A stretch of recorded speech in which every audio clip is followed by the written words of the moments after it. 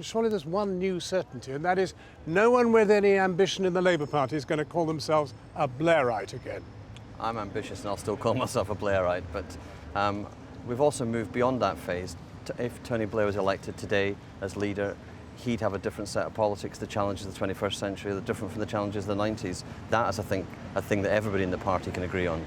But the truth is that his interventions, if anything, seem to stoke the Corbyn vote. They did stoke the Corbyn vote. And furthermore, even Blair has forgotten, I think, what his original appeal really was. You know, he was an incredibly hopeful, optimistic, anything's possible person in 1997. And then when he intervened anti-Corbyn recently, he was a very kind of small, narrow, don't do that, it's too dangerous, very kind of risk-averse, very fear-agendered. And that he never would have got in himself if he'd been like that 20 years ago. But there's a stylistic difference too, isn't there? I mean, Blair was polished, coiffed, made up, spun, prepped, and the rest of it.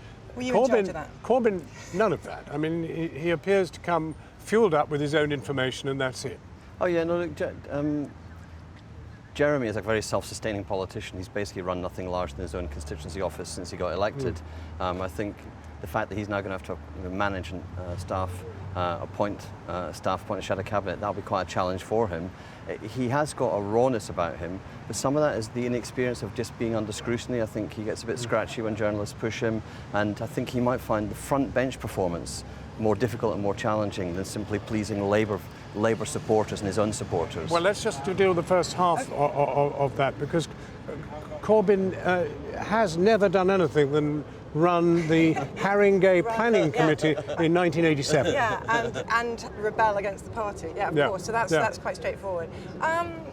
Look, obviously, this is going to depend a lot on the sincerity of the MPs who say they're behind him. Everybody will be saying today, I'm lining up behind him, apart from Jamie Reid.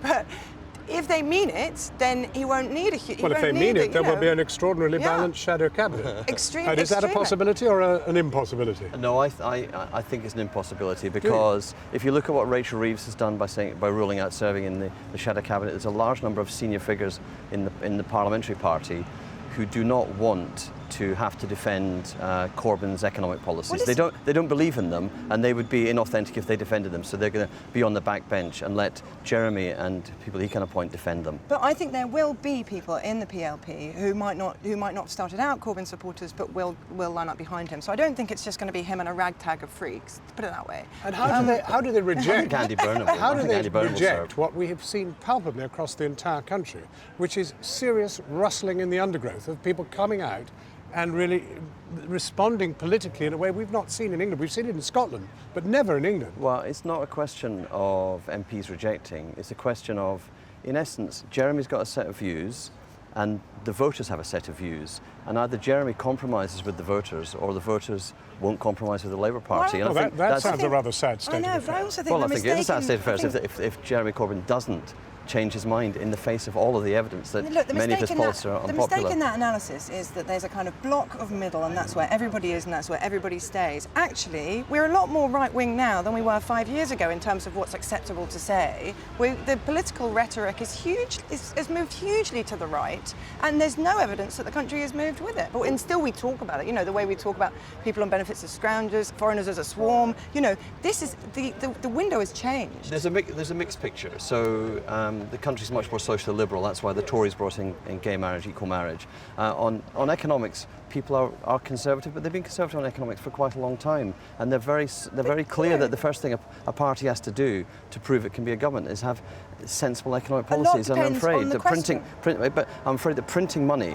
to fund public services is not popular in the public and won't get. There's no way of making it popular. Listen, when you print money in order to save banks, that's not particularly popular, and yet people do it, and it's fine. You just think, well, what do you actually want? Do you want services invested in, or don't you? Furthermore, a lot of Corbyn's policies. Have the honesty just to borrow the money. Hang on. A lot of Corbyn's policies are actually very popular with the majority of people. Renationalisation, banning Trident. You know, these things actually do have a groundswell of support, and there was very little voice in politics for them. Zoe Williams, John McTernan, the bell is tolling for us.